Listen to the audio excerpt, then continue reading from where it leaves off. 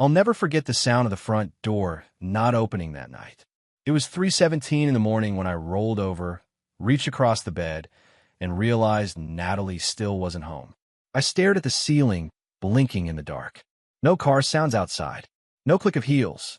No hush keys fumbling at the lock like usual. Just silence. Cold, deafening silence. That's when it hit me. Not like a punch, but like a slow poison I'd been drinking for months. She wasn't coming home because she didn't want to. I wasn't naive. I just didn't want to admit it. We'd been together for 7 years, married for 3. I'm 38. I work at a Chevy dealership here in Columbus, Ohio. Decent hours, commission's been rough lately, but I make it work. I'm not flashy. I'm not out at bars every weekend. I'm the guy who meal preps on Sundays, who knows which light bulbs go where, who checks her tires before a road trip. I thought that counted for something. Natalie used to say I made her feel safe, that she loved how steady I was.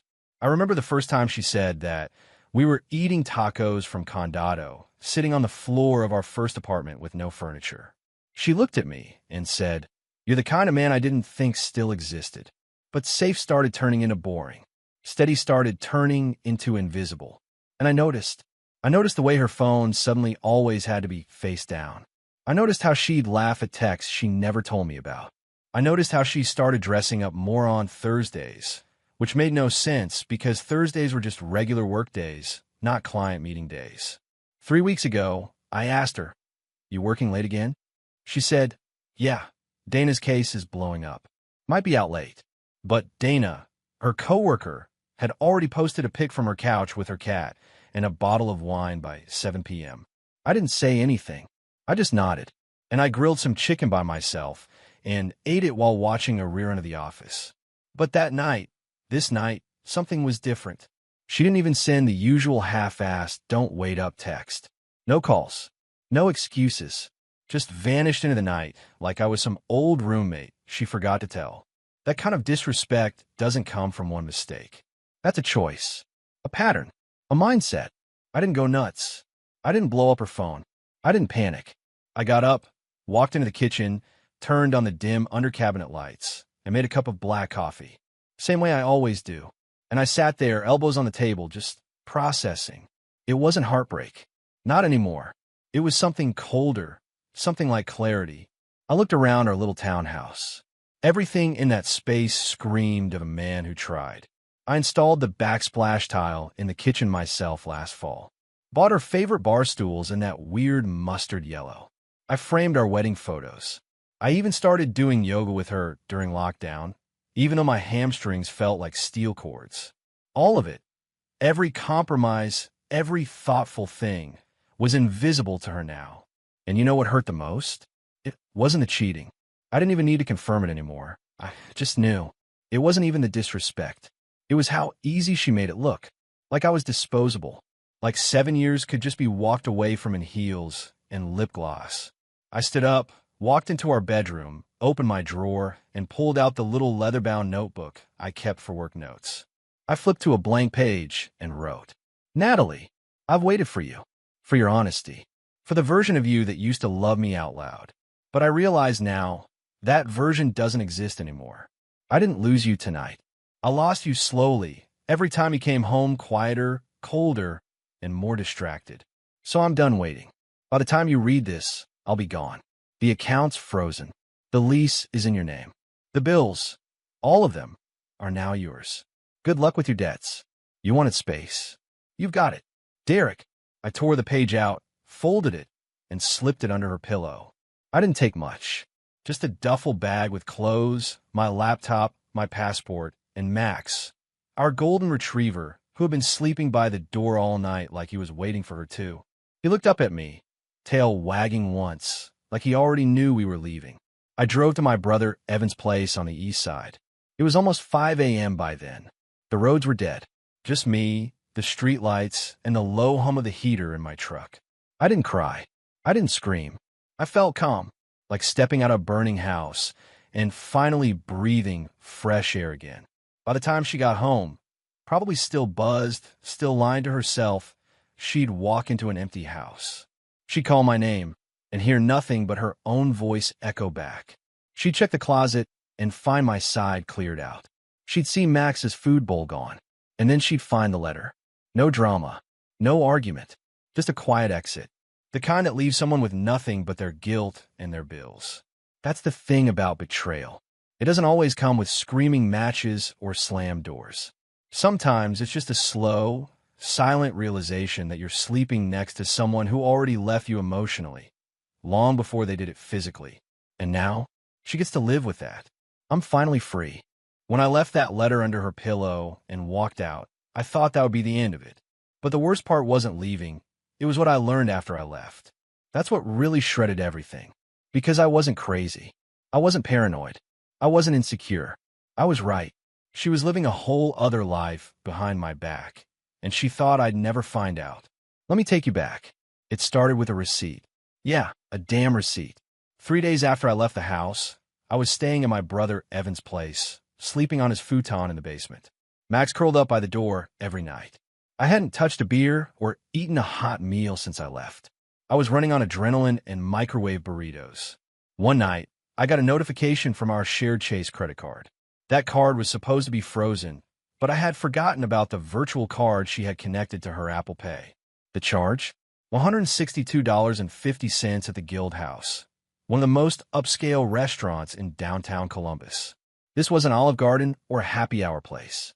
This was a dim light, sit across from each other and hold hands kind of place. The kind of place you go when you're trying to impress someone.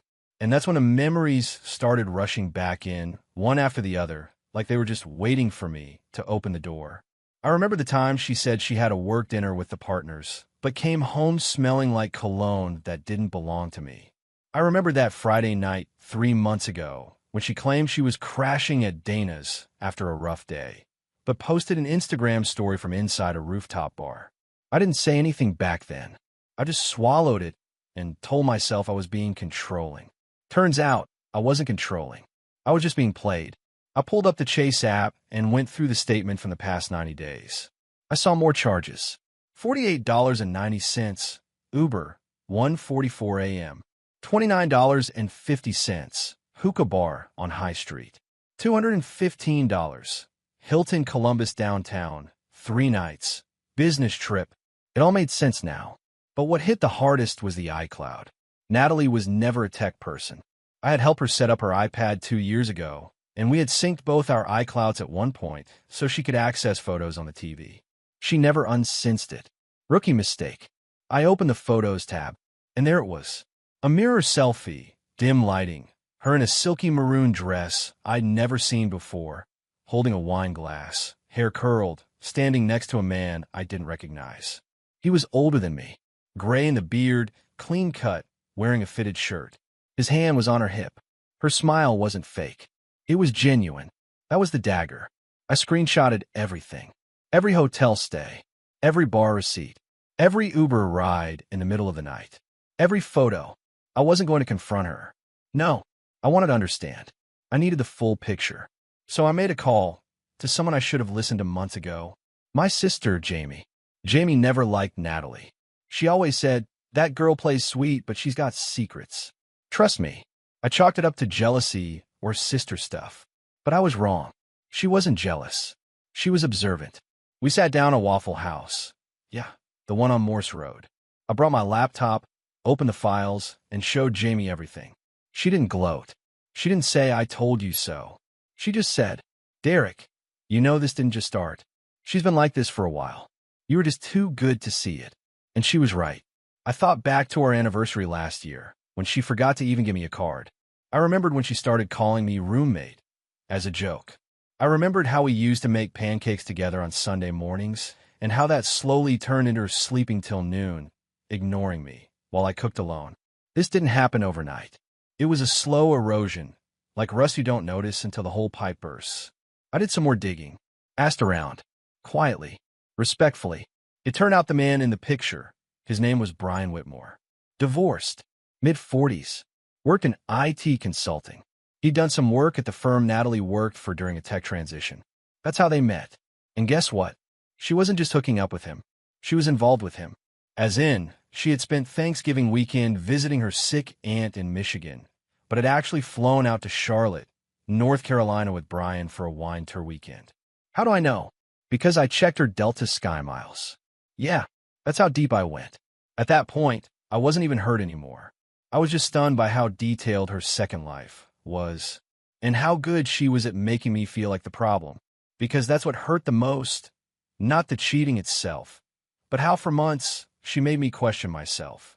She said I was emotionally unavailable. She said I was too focused on work. She said I was getting older and didn't understand how to keep things fresh. Meanwhile, I was the one cooking her dinner, fixing her flat tire, paying her student loans, and covering rent when her hours got cut. She built a whole relationship on the side while I was keeping the damn house running. And the part that really broke me? One of her last texts to me before I left was, "You just don't get it. I need to feel alive again." Alive. I guess lying, sneaking, and cheating gave her a pulse. But not anymore. Because I don't regret leaving. I regret not leaving sooner. I regret letting someone gaslight me into thinking I wasn't enough when I was more than she deserved. And now, she's stuck with the man who knew she was cheating on her husband and still went along with it. That tells me everything I need to know about both of them. Me? I'm rebuilding. Quietly. Patiently. I closed our accounts. Canceled her credit access. Froze the cards. Called her student loan servicer and removed myself as cosigner. She'll have to make real payments now, with interest. I didn't shout. I didn't scream. I just gathered the evidence and let it all burn behind me. She played a game. I just stopped playing. She walked into an empty house. And for the first time in a long time, she couldn't run from herself anymore. The front door clicked shut behind her like it always did, except this time it echoed. No dog barking. No smell of coffee. No weight of quiet judgment coming from me. Just stillness. Cold, loud, and final. Natalie stepped into that living room like it was unfamiliar territory, like someone had broken in and stolen the life she used to ignore. But no one broke in. I just walked out. She dropped her purse on the counter like nothing was different. She was probably already planning some excuse in her head. Maybe something vague, maybe dramatic. That's how she operated. She'd open with, "You're being dramatic, Derek. I just needed air." Or maybe she'd throw in tears. "I feel lost, and I don't know what's wrong with me." Too late. That ship didn't just sail, it sank. She walked past the kitchen. No dinner. No half-drunk wine glass waiting. Just spotless counters and an empty dog bowl. She froze. Max was gone. She called his name, probably expecting to hear that gentle tail thump from the corner. Nothing. Just the hum of the refrigerator. That's when it hit her. Something's not right. She rushed upstairs. Bedroom door already open. The comforter pulled up halfway, like someone had made the bed for the last time. And that's when she saw it. The letter. Folded. Tucked under her pillow. Not hidden. Not dramatic. Just sitting there like a funeral announcement. She opened it. Read the first line. "Natalie, I've waited for you." I wasn't there to watch her face shift from confusion to disbelief to something worse. Regret. Not the regret of cheating. Not even the regret of being caught. But the regret of realizing she'd lost the only person who truly had her back. By then, I was in Cincinnati, about an hour and a half away, sitting on the back porch of my brother's place, drinking black coffee out of a chipped Ohio State mug, watching Max chase squirrels like he didn't just leave behind a whole emotional war zone. I didn't block her. Not yet. I wanted to see what she'd do. It took her 2 hours to text me. "Derek, where are you? Please talk to me." No. Then another one. "I came home and everything's gone. Are you okay? Is Max with you?" Like she cared. Then came the real message. "You froze the accounts? What the hell, Derek? I can't pay rent alone." Ah, there it is. Not "I'm sorry." Not "I love you." Just panic. About money. About rent. About consequences. See, I'd already thought it through. That lease? Her name only. When we renewed last year, she wanted freedom. I let her take full ownership. I was just the one paying it, quietly, every first of the month. That Chase card? I was the primary. I shut it down. The utilities? Switched out of my name. Her student loans? She thought I'd keep covering those because I had the better job. Nope. I removed my cosigner status the same morning I left. Took 15 minutes on the phone. Everything she built on my effort was gone. Not out of cruelty. Out of fairness. She thought I'd always be the safety net, that she could fall and I'd catch her every time, no matter how many times she jumped into someone else's arms. Not anymore. The texts kept coming. Derek, I made a mistake. Please, let's just talk. Can we meet for coffee? Please. I miss you. I miss us. She didn't miss me. She missed the version of her life that I made easy. I left her with exactly what she chose: freedom. Freedom to cheat. Freedom to lie. And freedom to figure out how to survive on her own. A week passed. Then two. She tried calling. I never picked up. She sent long messages, paragraphs of emotional acrobatics, trying to paint herself as the lost little girl who didn't know what she wanted. But the truth is, she did know. She wanted comfort without accountability, passion without loyalty. She wanted to live two lives, and when I finally gave her one, she couldn't handle it. And while she scrambled, I started rebuilding, slowly but intentionally. I got a room at my friend Kyle's new apartment while I searched for something permanent. Picked up a side hustle doing car evaluations for insurance companies, extra income. Started hitting the gym again every morning. I even started seeing a therapist at a clinic near Oakley Station. First time I'd ever gone. She told me something that stuck. You weren't abandoned, Derek. You were released. Damn right. 3 weeks in, I got one final message from Natalie. No hi, no drama. Just a screenshot of her eviction notice. I'm scared. I can't afford this alone. I never thought you'd actually leave me. And there it was, her truth. She never thought I'd leave because I always stayed. Stayed when she made me feel invisible. Stayed when the affection disappeared. Stayed when she started dressing up for nights out and hiding her phone like it was Fort Knox. Stayed through gaslighting, emotional neglect, and false hope. But the second I stopped staying, she fell apart. Now, she's the one alone, watching the door, wondering if I'll walk back through it. And me? I'm not just okay. I'm better. Got my own apartment in Hyde Park. Clean space. No clutter. New dishes. Max has a little dog bed by the window now. I go to the dog park on Sundays. Started cooking again, just for me this time. Sometimes I drive past the Guild House downtown, the same place she used to take him. I don't feel anything now, just relief, because I got out before I lost myself completely. Her friends stopped texting me. Her mom unfollowed me on Instagram. Fine by me. Let them believe whatever version of the story she told. I don't owe anyone anything. I just left a letter. And silence. And that silence said more than any fight, any argument, or any revenge plot ever could. Because I didn't ruin her life. She did. I just finally stopped saving her from herself.